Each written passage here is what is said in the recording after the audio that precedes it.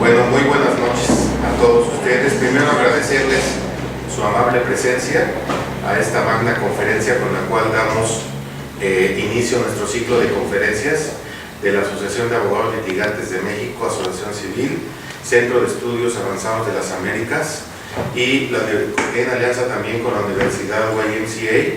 Buenas noches, muchas gracias maestro. Un sincero agradecimiento al maestro José Antonio Molina Alvarado, presidente de la Asociación de Abogados Litigantes de México, quien tuvo el honor de invitarme el día de hoy a realizar esta ponencia. Muchísimas gracias. Él, con su ejemplo de liderazgo y profesionalismo, nos guía a nosotros para que sigamos todos los días su ejemplo y esa parte del trabajo y profesionalismo. Muchas gracias, maestro.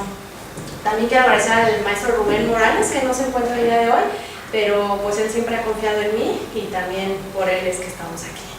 Bueno, yo. Y muchas gracias a todos ustedes por tomarse pues un tiempo de su valiosa vida. Sé que se van a ir con ciertos conocimientos que posiblemente ya los tengan, pero los vamos a tratar de reafirmar más aquí el día de hoy. Muchas gracias por haberme acompañado y por estar aquí con nosotros. Muchas gracias también a SAME por abrirnos la puerta y permitirnos estar aquí. El tema que se va a hablar hoy, como ustedes lo saben, es la aplicación de la regulación de la alienación parental en lo que es el derecho familiar. El derecho familiar en la Ciudad de México, debemos recordar que se encuentra inmerso dentro de lo que es el Código Civil, de lo que es un derecho civil. Desafortunadamente en México, en la Ciudad de México, no contamos con esa separación todavía del derecho familiar como lo es en otros estados como lo es Hidalgo, San Luis Potosí, Morelos, que ellos ya cuentan con un propio código familiar, pero desafortunadamente en la Ciudad de México todavía no podemos tener ese avance. Es una necesidad como tal en la cual muchísimos juristas, muchísimos abogados, muchísimos catedráticos, investigadores han estado pidiendo esta separación de lo que es el derecho familiar del derecho civil. Como ustedes saben, el derecho civil es muy amplio. Y entre esa amplitud de cosas de las cuales nos pueden regular, estamos hablando de las obligaciones, de los contratos, incluso materia sucesoria, y una muy importante que es la que nos tiene el día de hoy aquí, son las relaciones familiares. Esas relaciones familiares que son muy importantes y que a todos en algún momento dado nos van a venir a afectar, como lo es la alienación parental. La alienación parental, desde mi particular punto de vista, es un problema social, es un problema que va en crecimiento y que desafortunadamente las autoridades y nosotros como sociedad no le hemos puesto un alto, no lo hemos podido frenar. ¿Por qué? Porque muchas veces ni siquiera sabemos que esas conductas que se llegan a dar tienen un nombre, y ese nombre es una alienación parental, y es una alienación que al final del día va a tener secuelas en quienes, en los menores, en los adolescentes o en cualquier integrante de la familia, ¿sí? Entonces, la alienación parental es un problema que siempre ha existido, pero que desafortunadamente, como nos lo comentaba el maestro, los juicios en materia familiar son abundantes, ¿sí? Es mucha la demanda que se presenta en estos juicios de materia familiar. Ustedes han tenido la oportunidad de acudir a estos juzgados en materia familiar y se han podido percatar que no se dan abasto, que es imposible que los acuerdos nos los dicten en el término que es, ¿no? 3 días, no se puede. Sí, nosotros los postulantes nos quejamos de esa parte, pero también tenemos que entender que pues a veces la autoridad no se puede dar abasto con tantísimo trabajo, y trabajo que desafortunadamente a veces no tendría ni siquiera por qué estar ahí en una controversia.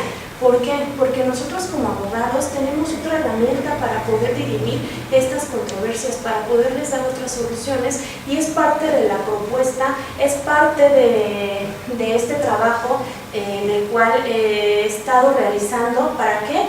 Pues para que todos los abogados lo podamos implementar, lo podamos llevar a cabo, y no precisamente nada más en materia familiar, sino posiblemente en todas las ramas de lo que es el derecho. Cuando en ocasiones los mismos postulantes, los mismos abogados te llegan a preguntar, o en este caso me llegan a preguntar, sí, ¿ya qué te dedicas? Sí, yo me dedico al derecho familiar. Sí, te gustan los chismes, ¿no? Te gusta el argüende. No, señores, créanme que no nos gusta el chisme, al menos a mí. No me gusta tampoco armar telenovelas en los escritos, en las demandas. No es bueno, y es una parte de la cual nosotros postulantes tenemos que erradicar. No es necesario estar transcribiendo una novela que a veces puede eso dirimirse con una mediación bien hecha, ¿sí? Bien hecha por nosotros los abogados, nosotros los postulantes, que tenemos esa capacidad, porque sí es bien cierto que en las escuelas, en las instituciones nos enseñan esta parte de litigio, del proceso, pues entonces nosotros también tenemos que trabajar esta parte de la mediación. ¿Para qué? Para tratar de dirimir toda esta carga procesal que se le da pues a los juicios en materia familiar. Entonces, que quede claro para todos los abogados que no nos gusta el chisme, ni la telenovela, ni el argüende, no. Simplemente nosotros, al menos yo tengo un compromiso con la sociedad, y ese compromiso con la sociedad es ayudarles y tratar de erradicar todos estos conflictos que a la larga no nos dejan absolutamente nada, todo lo contrario, nos dejan problemas, les dejan incluso a las criaturas, a los hijos, pues muchas secuelas, muchos problemas que son graves. ¿Por qué? Porque se ven reflejadas en las conductas cuando crecen, cuando son adultos. Entonces, nosotros nos preguntamos, pues es que la violencia va en crecimiento, ¿no? La delincuencia y toda esta parte, pues sí, pero todo tiene un porqué. Y en muchas ocasiones nosotros nos vamos a percatar que estos niños se encuentran desatendidos, que se encuentran inmersos en una problemática de sus progenitores, y a veces ni de sus progenitores, porque aquí tenemos que recordar que los abuelos hoy en día en la sociedad toman un papel muy importante, ¿sí? Entonces, en muchas ocasiones ya el padre, la madre tienen que salir a trabajar, y entonces, ¿qué hacen? Pues encargas a tu hijo, ¿no? Entonces, en muchas ocasiones los abuelos o los tíos o los primos o la persona con la cual encargas o te hace favor de poder ver a tu menor, pues comienza a tomar las cosas personales, comienza a hacer de esas cosas personales problemas que a la larga le dejan una secuela al menor, y no nada más al menor, al otro progenitor y a cualquier integrante de la familia que se vea inmerso en estos conflictos familiares. Entonces, es preciso señalar y recordarles que el derecho familiar en la Ciudad de México se encuentra inmerso dentro de nuestro Código Civil, de lo que es un derecho civil. Entonces, aquí nosotros no vamos a encontrar un código familiar, un código civil separados, no. Tenemos una legislación la cual integra ese derecho familiar y regula estas relaciones familiares. Más adelante les voy a hablar de que se regulaba como tal la alienación parental, se derogó, hubo cambios ya como tal a nivel internacional, pero más adelante lo vamos a hablar, ¿sí? Entonces, es necesario recordarles que el derecho familiar pues son esas reglas, esas normas jurídicas que van a regular las relaciones ¿entre quién? Entre los familiares, entre las familias. Aquí un punto muy importante es tomar o retomar esta parte de la familia. Bueno, ¿y qué es la familia? Porque cuando nosotros decimos familia, ¿qué es lo que pensamos? Sí, papá, mamá, hijos. Y todos somos felices, ¿no? Desafortunadamente no, y nos tenemos que estar acostumbrando a que la familia ya es diferente, ¿sí? Con todos estos cambios incluso que se vienen a dar en la legislación, pues la familia ya no es esta familia nuclear de papá, mamá, hijos, ¿no? Entonces vamos a tener diferentes tipos de familia desde un punto de vista psicológico, sociológico y desde el punto de vista jurídico, que es el que a nosotros nos importa el día de hoy. La Organización Mundial de la Salud nos menciona que la familia son los miembros miembros que tienen parentesco entre sí, ¿sí? ¿Por qué es importante esta definición de la Organización Mundial de la Salud? Pues porque va a ser una parte importante en la alienación parental, ¿sí? Y es un cambio que se vino a dar también en junio de este año, del cual les voy a hablar en un ratito. Pero entonces, como yo les comentaba, dentro del Código Civil se regula lo que es la familia. La familia se establece que pues son normas y reglas de orden público, ¿sí? Entonces, pues que atañen ¿a quién? Pues a toda la sociedad. Como bien se conoce, la familia va a ser la base de la sociedad. ¿Por qué va a ser la base de la sociedad?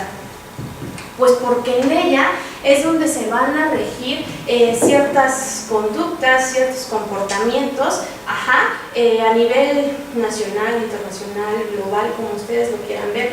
Todos pertenecemos a una familia, independientemente de qué tipo de familia sea a la cual pertenecemos. Entonces, ¿qué es lo que tiene que hacer el Estado? Pues regular como tal estas relaciones que vienen a surgir dentro de la familia, ¿sí? Es por eso que nosotros contamos también pues con esta parte del derecho familiar que va a regular las relaciones entre los integrantes, ¿sí? Es importante recordarles, como les comentaba hace un momento, que nosotros contamos, o la familia se puede estudiar desde diferentes puntos de vista, desde puntos de vista sociológicos, psicológicos y jurídicos. En la actualidad, como les mencionaba hace un momento, la familia ya es diferente, ya ha cambiado el concepto y el contexto. Incluso anteriormente se mencionaba pues que la familia tiene que estar integrada con varón, mujer, que son los progenitores, y los hijos, ¿no? Entonces esa es la familia a la cual todos creemos o creemos que es la familia idónea, pero no, nuestra sociedad ha tenido cambios y como la sociedad cambia, pues el derecho también tiene que cambiar con él, tiene que realizar ciertos cambios a su reglamentación, a estas normas que se vienen a regular. Entonces, puede ser que ustedes pertenezcan a un tipo de familia, pero no dejan de ser pues integrantes de una sociedad y no dejan de tener estos derechos y obligaciones que como integrantes de la familia el mismo Estado te protege, el mismo Estado te los viene a regular, ¿sí? Entonces, es importante señalar que desde el punto de vista jurídico, la familia toma como base lo que es el matrimonio, el concubinato y el parentesco, ¿sí? ¿Para qué? Para poder dar la guía de lo que es la familia. Como nosotros sabemos, el matrimonio ha tenido ciertos cambios. Anteriormente, como les mencionaba, ¿cuál iba a ser la familia idónea?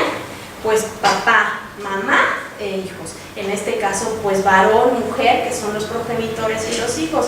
Entonces, ¿qué pasa? Que nuestra sociedad cambia. Nosotros no nos podemos seguir quedando con la regulación que teníamos hace algunos días, meses, años. No, la sociedad te está pidiendo algo más, te está exigiendo un cambio y te lo está exigiendo ¿por qué?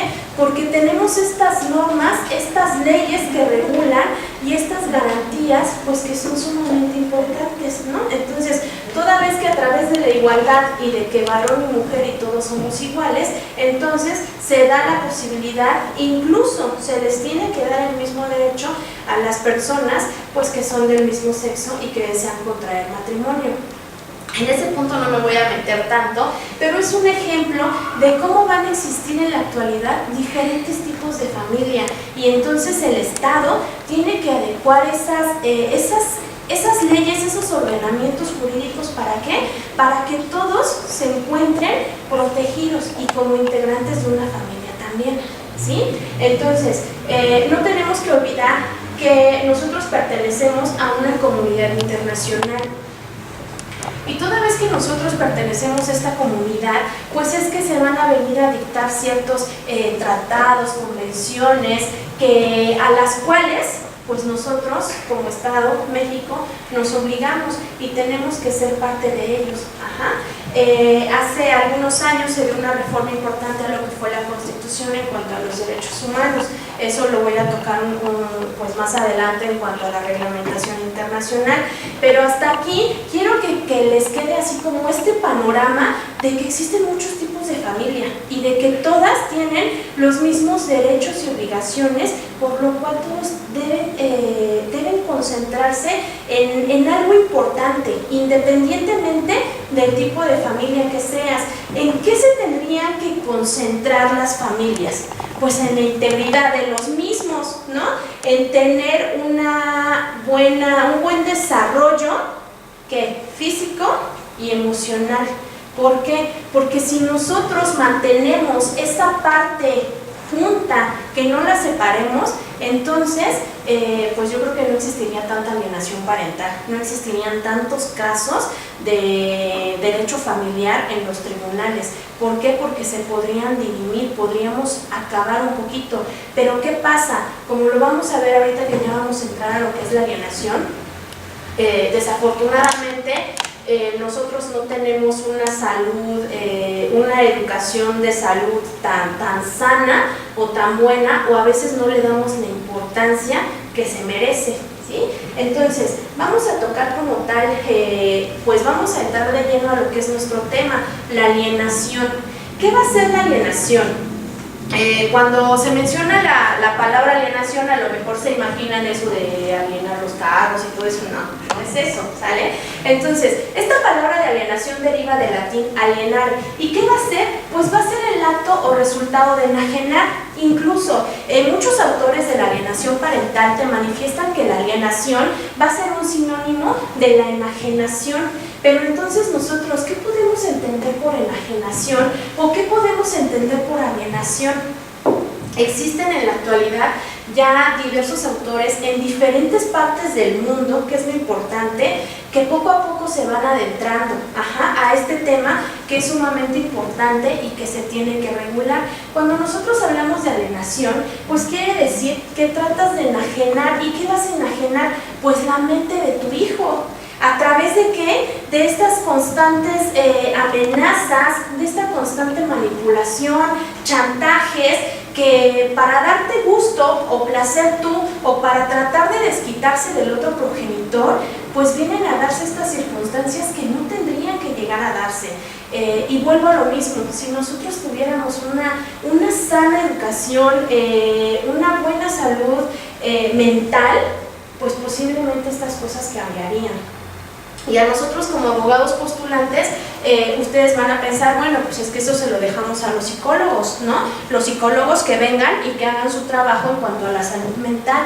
Bueno, y entonces nosotros abogados quiere decir que estamos haciendo mal nuestro trabajo. ¿Por qué? Porque nosotros podemos llegar a hacer que las personas que se encuentran en conflicto puedan que, pues, resolver su problema sin la necesidad de llegar a un juicio. Entonces, ese es parte de nuestro trabajo también, abogados, la mediación, y es muy satisfactorio cuando acuden a ti y llegan con unas ideas escalofriantes y con ideas que pues no tienen que ser. Entonces, ¿qué te queda a ti? No le vas a trabajar a la persona que llega y te dice que no quiere que su papá vuelva a ver a los hijos.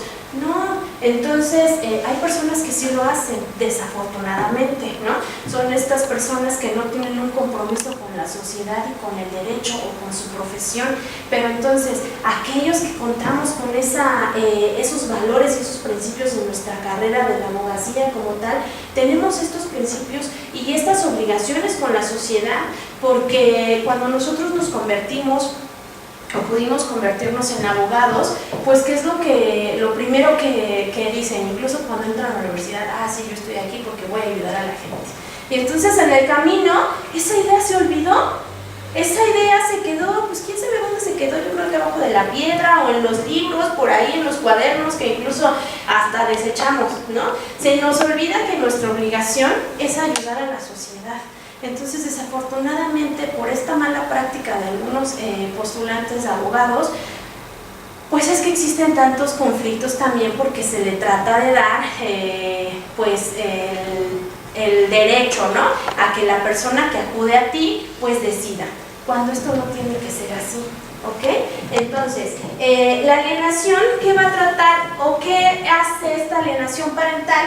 Pues va a dividir como tal el entorno ¿de quién? De los integrantes de la familia, los va a dividir en cuanto a la familia y en la sociedad, porque van a existir diferentes tipos de alienaciones, pero la que nos importa a nosotros es la alienación parental, para tratar de poder ver y analizar y darnos cuenta que existe otra perspectiva, que existe otra manera de darle solución a los conflictos.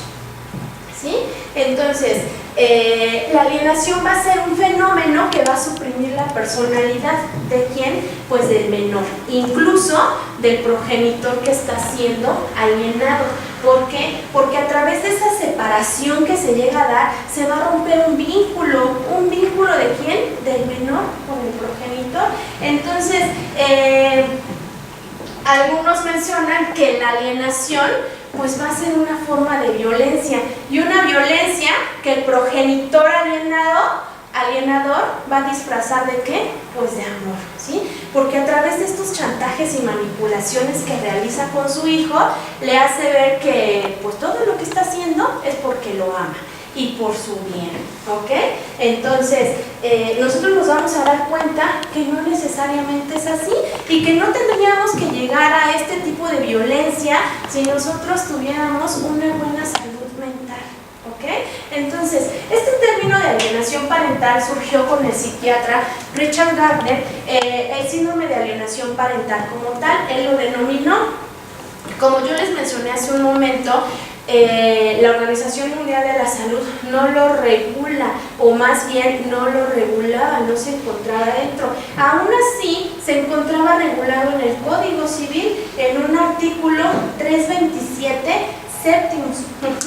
Hace algunos años, un año aproximadamente, derogaron ese artículo, ¿ok? Entonces, ¿qué va a ser el síndrome de alienación parental? Pues va a ser un trastorno infantil, que va a ser exclusivamente por las disputas que se vienen a dar con quienes, pues con los menores. Es una campaña de denigración que se hace hacia el otro progenitor. ¿Por qué? Porque posiblemente yo me encuentro muy desesperada y me encuentro muy mal conmigo misma, y lo único que quiero hacer es pues desquitarme de que el papá de mis hijos se fue, ¿no? Entonces, no necesariamente, quiero que quede claro que no necesariamente estas conductas las realiza la mujer, porque también las realizan los varones, el progenitor varón. Incluso es algo de lo que nosotros vamos a checar ahorita en la derogación que se viene a dar de esta parte de la alienación, de la regulación.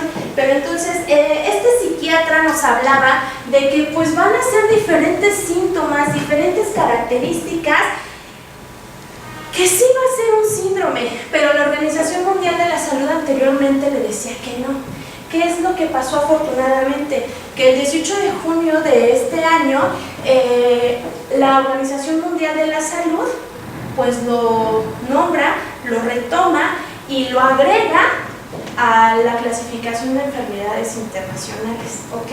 Entonces, afortunadamente, esta parte de la alienación parental ya lo toma la Organización Mundial de la Salud, y ese era un pretexto antes, ¿para qué? Para que no lo pudieran regular, para que esa alienación parental no la tomaran en cuenta. Entonces, toda vez que pues ya la Organización Mundial de la Salud dijo así es una enfermedad, o si tiene características o síntomas generales de ciertas conductas, pues entonces necesariamente tendría que haber un cambio nuevamente a nuestras leyes, a nuestras normas, y tratar de volver a implementar esa parte de la alienación parental, ¿sí? Entonces, estos signos o estos síntomas de la alienación parental van a venirse a dar o van a comenzar con dos fases que pues obviamente son las que van a importar. En el primer contexto tenemos esa campaña de denigración que realiza el progenitor, que damos, puede ser un varón o puede ser la mujer, puede ser mamá, puede ser papá, incluso decíamos, puede ser cualquier integrante de la familia, pueden ser los abuelos, pueden ser los tíos, pueden ser los primos, cualquier integrante de la familia puede dañar la mente del menor. Entonces, ¿Cómo se llega a dar esa alienación parental? Yo les decía, seguramente ustedes siempre han escuchado o han visto estas conductas o estos actos, pero a veces no sabíamos ni siquiera que tenía un nombre, que se encontraba como tal en esta regulación internacional. Incluso algunos estados de México pues lo regulan, ¿sí?, como alienación parental. Entonces, ¿qué viene a ser? Ok, los padres se separan, ¿sí? Y entonces mamá o papá está muy enojado o enojada y le comienzan pues le llaman ese lavado de cerebro, ¿no? Ese lavado de cerebro que se le viene a dar al menor en cuanto a decir, no, es que ¿sabes qué? Tu papá nos abandonó porque quiere a alguien más y ya no te va a querer a ti, entonces pues tú y yo estamos juntos y contra el mundo, ¿no? Entonces tú y yo tenemos que ser uno mismo, y cuando venga tu papá, pues mejor ni vayas con él. Aparte, el día que él te va a llevar, no, pues yo mejor te voy a llevar aquí a la feria o te voy a comprar un juguete, y no hay nadie en el mundo que te ame más que yo, ¿sí? Porque yo siempre estoy para ti. Y entonces comienzan a realizarle estas ideas a un menor. Un niño que obviamente está en una etapa de crecimiento, está vulnerable, puedes afectar su mente, su conciencia impresionantemente, y va a tener un cambio radical en cuanto a su desarrollo emocional.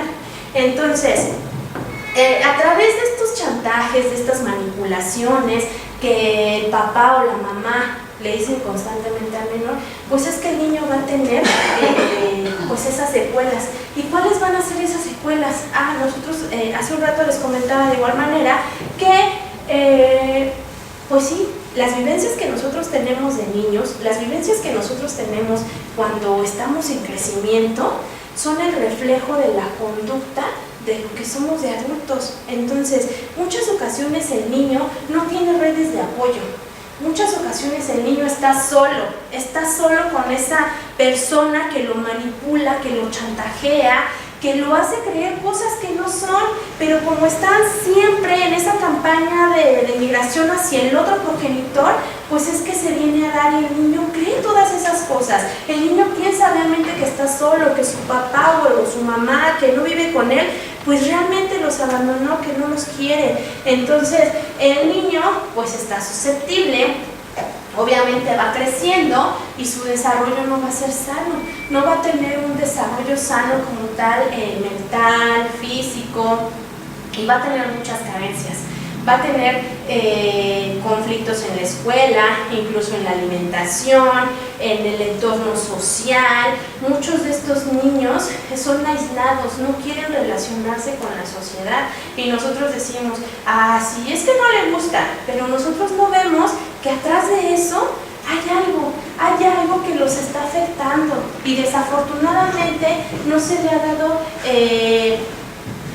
esa importancia a nosotros como integrantes de una sociedad, porque yo les aseguro que todos ustedes aquí desafortunadamente conocen casos de alienación parental.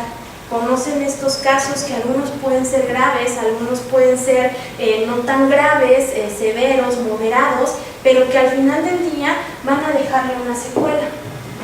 ¿Cuál va a ser la segunda fase de esta alienación parental? Nosotros decíamos que la primera va a ser esa campaña de denigración que realiza el progenitor con su menor, el decir, no, pues es que tu papá no me quiere, no nos quiso, nos abandonó, no, ya se casó y nunca más te va a volver a ver, ya va a tener otros hijos por allá. No, entonces comienza con esa primera fase. ¿Y cuál va a ser la segunda? Pues entonces, el menor, ¿qué va a hacer con eso? Pues va a quedarse con las ideas que le está llenando su mamá o papá. ¿Con qué finalidad? Pues de que ya no quiera, de que ya no quiera estar con el otro progenitor, de romper ese vínculo que los une, porque sí, tenían un vínculo, un lazo de amor, de satisfacción, de integridad, pero desafortunadamente con tantos chantajes, tantas manipulaciones, se rompe.